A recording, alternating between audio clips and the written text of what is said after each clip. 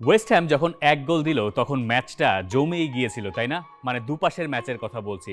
Emirates স্টেডিয়ামে Arsenal তখন 1-1 সমতায় এভারটনের সঙ্গে, এবং ঘটনা হচ্ছে ওই সময় কেউ একজন একটা ফেক নিউজ পুরো স্টেডিয়ামে ছড়িয়ে দিয়েছেন যে ওয়েস্ট হ্যাম ওই পাশে ম্যানচেস্টার সিটির সঙ্গে ইকুয়ালাইজ করে ফেলেছে, যদিও তারা কেবলমাত্র একটা গোল তখন শোধ দিয়েছে, স্কোর লাইন 2-1।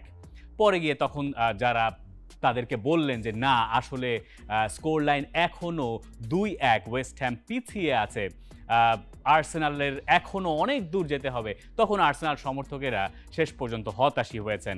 একেবারে ম্যাচ শেষেও আর্সেনালকে হতাশই হতে হয়েছে, কারণ ম্যানচেস্টার সিটির দাপটের কাছে আর তারা পেরে ওঠেনি, এবং আরও একবার প্রিমিয়ার লিগের শিরোপা জিতে নিয়েছে পেপ গুয়ার্দিওলার ম্যানচেস্টার সিটি। ইংল্যান্ডের প্রথম ক্লাব হিসেবে টানা 4টা প্রিমিয়ার লিগ জেতার নতুন ইতিহাসও গড়া হয়ে গেছে এই ম্যান সিটির, যারা শেষ পর্যন্ত শেষ দিনে এসে নাটক জমিয়ে রেখেছিল ঠিকই, কিন্তু সেই নাটকটা এক পেশে করে পুরো লিগটা যে এক পেশে তারই একটা ইঙ্গিত তারা দিয়ে রাখলো। কেন ম্যানচেস্টার সিটির এবারে লিগ জেতাটা আরও বেশি ইতিহাস গড়া? কারণ এই লিস্টটা দেখলেই আপনি বুঝতে পারবেন এখন এভারটনকেও টপকে গেছে তারা, এবং ডাবল ডিজিটে তাদের প্রিমিয়ার লিগ বলেন আর ইংল্যান্ডের লিগ বলেন সেই জেতার তালিকাটা তাদের ওপরে আছে আর্সেনাল, তার ওপরে ম্যানচেস্টার ইউনাইটেড, সবার ওপরে 2 নম্বর জায়গাটা লিভারপুলের। 10টা টাইটেল হয়ে গেছে এখন ম্যানচেস্টার সিটির, এবং এই 10টা টাইটেলের ফিরিস্তি যদি দেওয়া যায় তাহলে অবশ্যই আপনাকে মানতে হবে, বা মানতে আপনি আসলে বাধ্যই, যে ম্যানচেস্টার সিটির যখন মালিকানা পরিবর্তন হলো তারপর থেকেই তাদের এই নতুন দিনের সূচনা, এবং যার একটা ধারাবাহিকতা পেপ গুয়ার্দিওলাকে ম্যানচেস্টার সিটিতে নিয়ে আসা।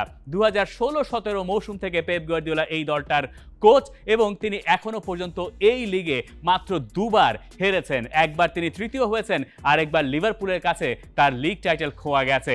আর এই ছাড়া একটানা ম্যানচেস্টার সিটির দাপট, ম্যানচেস্টার সিটির আধিপত্য। আপনি বলতে পারেন ম্যানচেস্টার সিটি টাকা ঢেলেছে, আপনি বলতে পারেন ম্যানচেস্টার সিটির অনেক শক্তি আছে, আপনি এও দাবি করতে পারেন ম্যানচেস্টার সিটির বিরুদ্ধে তো 115টা মামলাও চলছে, 115টা অভিযোগে তাদের বিরুদ্ধে, এবং সেটা যদি প্রমাণিত হয় দিন শেষে তাহলে কি হবে সেটা আমরা জানি না। কিন্তু তারপরও টাকার ব্যাপারটা কি আসলেই এত বেশি ভাইটাল কিনা? এই ম্যাচটা দেখলে আপনি হয়তো সেই প্রশ্নের কিছুটা জবাব পেয়ে যাবেন। গোল করলেন কে? ফিল ফোডেন 2টো গোল করলেন, এবং তাতেই তো আসলে ম্যানচেস্টার সিটির শেষ দিনে এসে কাজটা অনেকটুকু সহজ হয়ে গেল, কারণ তিনি যখন 2-0 গোলে দলকে এগিয়ে দিলেন, একেবারে প্রথম মিনিট বা দ্বিতীয় মিনিটে তিনি গোল করলেন, এর পরে কিছুক্ষণ পরে সেকেন্ড গোলটা যোগ করেছেন।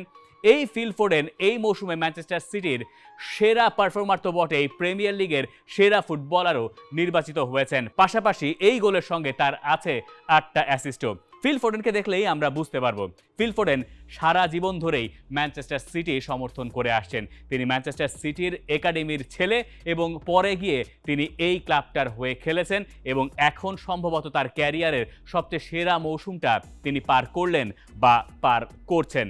তো এই ফোডেন আসলে কোত্থেকে আসলো? এই ফোডেনকে তো পেপ গার্দিওলা নিজেই নিয়ে এসেছিলেন, তাকে দলে খেলিয়েছেন, এবং এখন একটা পর্যায়ে গিয়ে তিনি পারফর্ম করে দিচ্ছেন। এটা আসলেই কি টাকা? হ্যাঁ, এটার পেছনে অবশ্যই টাকার একটা ব্যাপার আছে, কিন্তু তারপরও আপনি এখানে পেপ গার্দিওলার ট্যাকটিক্যাল মাইন্ডকে খাটো করতে পারবেন না। শেষ গোলটা বা পরের গোলটা কে করলেন? রদ্রির কি ওই জায়গায় থাকার কথা ছিল? আপনি যখন ম্যানচেস্টার সিটি খেলা দেখেন আপনি জানেন রদ্রি এই ধরনের ম্যাচে গোল করেন। চ্যাম্পিয়ন্স লিগের ফাইনালে কে গোল করেছিলেন?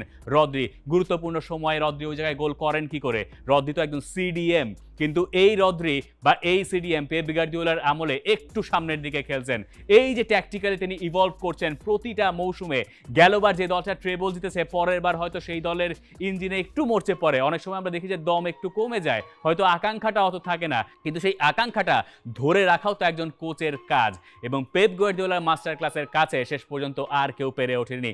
মাত্র মাস দেড়েক আগেও ম্যানচেস্টার সিটি পয়েন্ট টেবিলে ছিল 3 নম্বরে, কিন্তু তখনও সবাই যেন জানতেন যে শেষে এসে ম্যানচেস্টার সিটি তাদের দাপট দেখাবে, এবং ম্যান সিটি সেই কাজটাই করলো।